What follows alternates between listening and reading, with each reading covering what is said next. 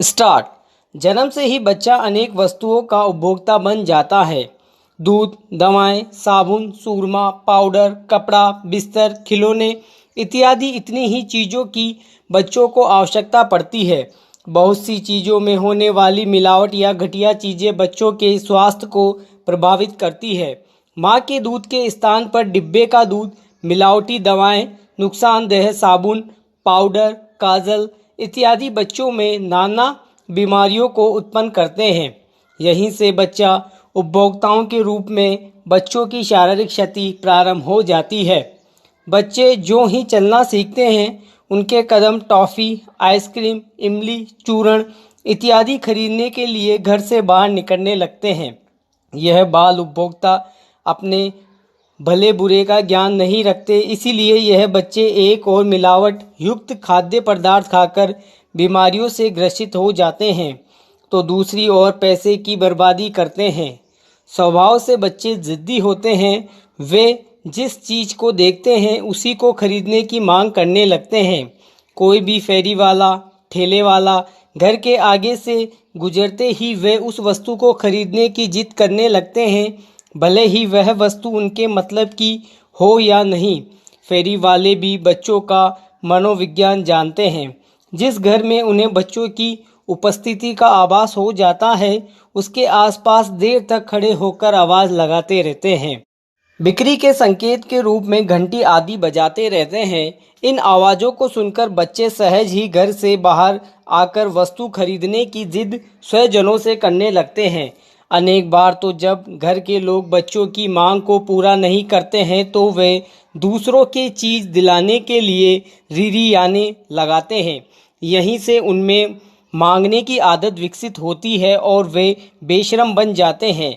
मेलों, ठेलों या हॉट बाज़ारों से बच्चे प्राय हर वस्तु खरीदने की इच्छा जाहिर करते हैं। कभी कभी तो वे फेल भी जाते हैं। ऐसे में मजबूर होकर अभिभावकों को शर्म के कारण वस्तु दिलानी पड़ती है। दुकानदार बच्चों की जिद का फ़ायदा उठाकर मुंह मांगे दाम वसूल करने लगते हैं। मेलों में बच्चे प्राय एक खिलौना लेने के बाद दूसरे खिलौनों की और दूसरे के बाद तीसरे खिलौने की मांग करने लगते हैं। बच्चों की ऐसी हरकत पर माँ बाप को गुस्सा भी बहुत आता है, पर वे विवश होते हैं। बाजार में हंसी भी नहीं करा सकते हैं, इसीलिए जानकर भी ठगे जाते हैं। छोटे बच्चों को जैसे ही कागज़ और नोट में भेद करना आ जाता है, वे नोट देखते ही चीज़ खरीदने चल देते हैं। आइसक्रीम, बुढ़िया के बाल या चूर्ण इमली वाले की आवाज़ सुनते ही पैसे या नोट लेकर दरवाजे पर आ जाते हैं। उन्हें न तो यह ज्ञान होता है कि यह 5-10 पैसे का सिक्का है और न ही वे जानते हैं कि नोट कितने का है। उन्हें तो हाथ का पैसा या नोट देखकर चीज़ें चाहिए पैरा। श्रीमती नीरा एरन ने बताया कि उसका बेटा बंटी फेरी वाली की आवाज़ सुनते ही रोने और मचलने लगता है।